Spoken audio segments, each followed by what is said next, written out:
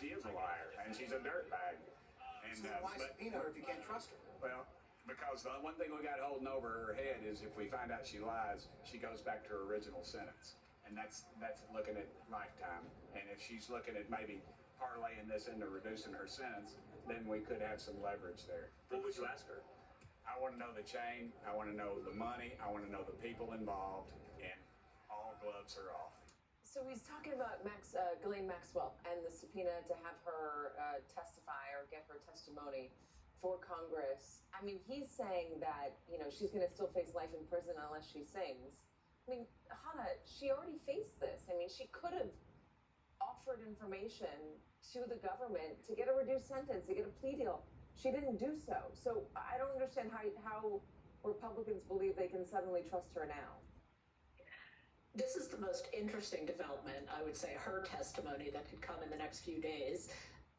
The other thing we have to consider is that Trump could pardon her. So she's in a tricky position right now. Like, there's so many different motivations here that maybe they're using her testimony to cover something up, or maybe her testimony is going to be another bombshell just because she's in prison, so she has nothing to lose. This one, to me, is, the most interesting thing that could happen and turn this story one way or another. So what happens if, and again, we're looking at the podium, not a podium, a bunch of microphones in front of the prison in Tallahassee. That's where Ghislaine Maxwell is.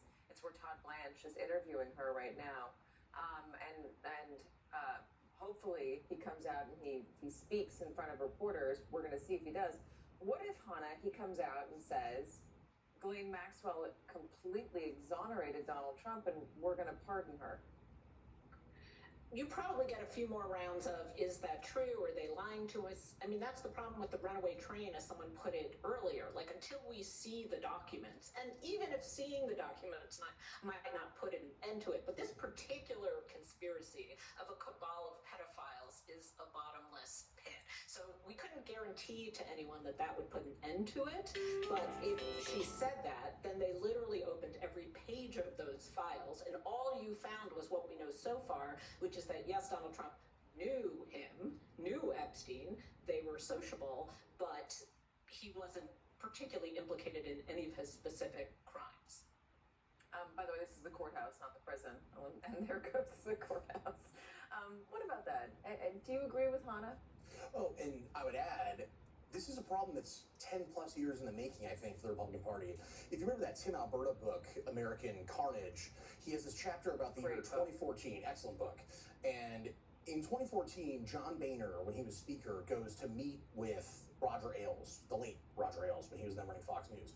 And he realizes when he's meeting with Ailes that, oh man, this guy actually believes a ton of conspiracy theories and has been in this echo chamber along with the viewers, whereas Rupert Murdoch didn't so much, but he only saw the ratings.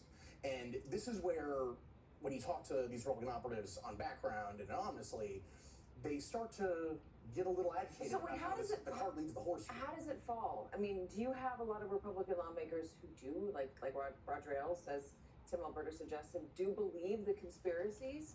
Or are they people who see the ratings, see the voters, and say, you know what, if I keep feeding this thing, I'm going to amass more power. I'm going to get more people coming out to elect me. I can use this to my political advantage. Yeah, and this is where I think it gets out of control, because it kind of mirrors the same cleavage we've seen in our national politics with college degree versus non-college degree voters, and that gulf in investment, frankly, between the staffer and the lawmaker class and the voters. And that's where this problem just started, where the base now dictates a lot of what these folks think they have to talk about, and they've been captive to it. But this is one of the rare moments where it's kind of brought in stark relief, because they've been fanning this for so long. Wag the dog is what comes to mind. Jake LaHutte, really good to have you. Thank you for joining us.